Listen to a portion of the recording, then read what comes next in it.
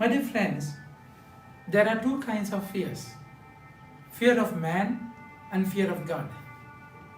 Fear of God is the first step in wisdom. So it is a very, very positive thing. It mingles with the love of God, the magnanimity of God. He's so huge, vast, and He's great and holy. You feel how tiny you are before Him, how unworthy before Him. And that love, with that love which is unbearable, you fear Him, to lose Him. That's fear of God. Those who fear God does not fear anything else, because all that matters is God and that relationship. So those who fear men, things, other things, they are not scared of God, because they don't see that greatness of God in their lives. That's why they feel scared of petty things. Joseph's brothers are scared after their father's death. And then they thought Joseph would revenge them. And then what if Joseph turned against us in hate because of the evil we did to him? So they sent word to Joseph saying, before he died, your father told us to say this to you. Please forgive the crime and the sins of your brothers in doing evil to you. Forgive the crime of the servants of your fathers, God. When he has given the message, Joseph wept. And Joseph said, am I God to judge you all? It's up to God, not me. Joseph is full of fear of God, man full of fear of God.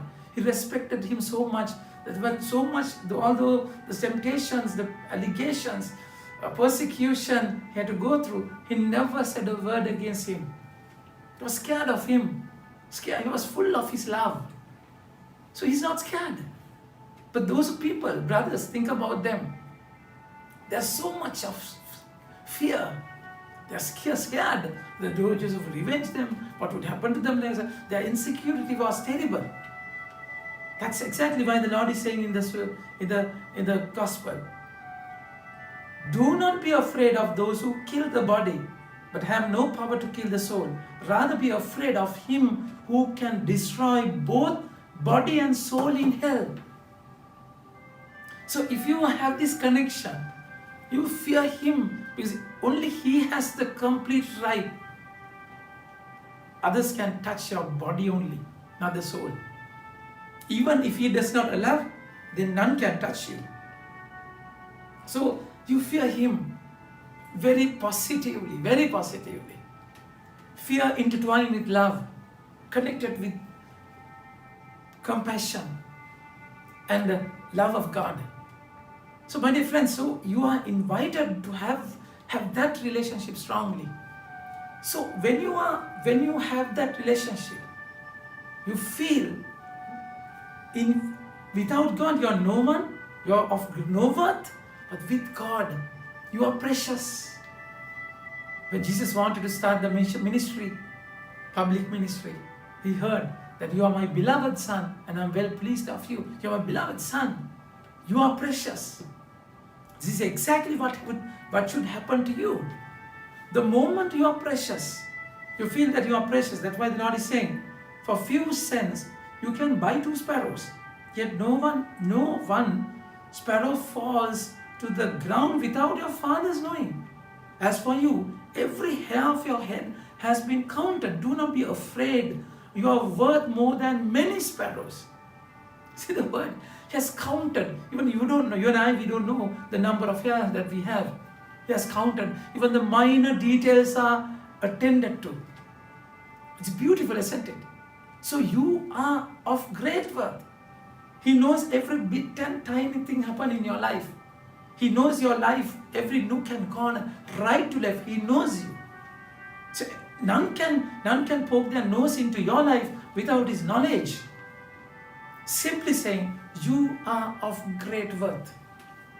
If you are of great worth, what is precious is been protected, isn't it? What is precious is being protected. If you know that you are precious in His eyes, you know that you are being protected. If you are protected, why should you fear? Because you are being saved, you are being protected by God.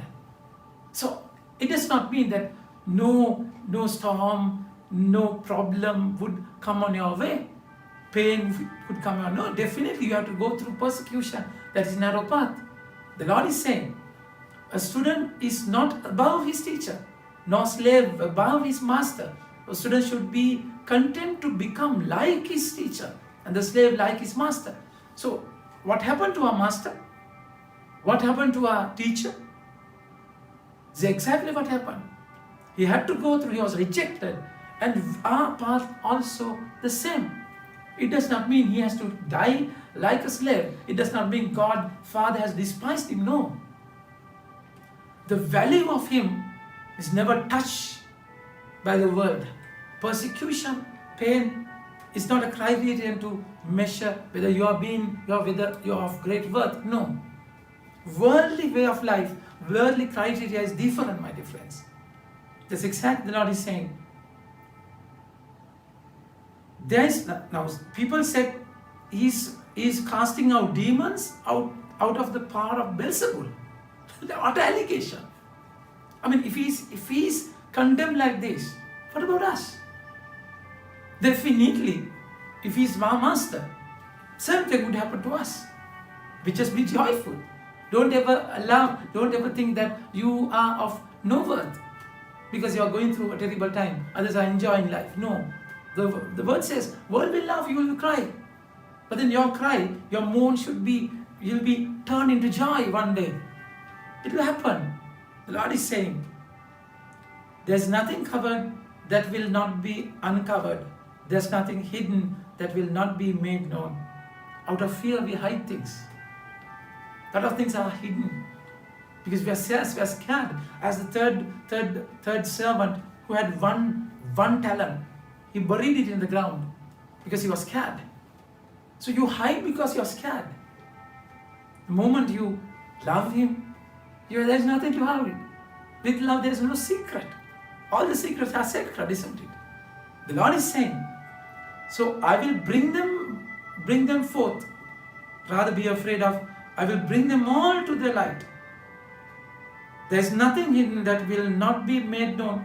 But I am telling you in dark, you must speak in the light. What you hear in private, proclaim from the housetops. There's a hidden message here.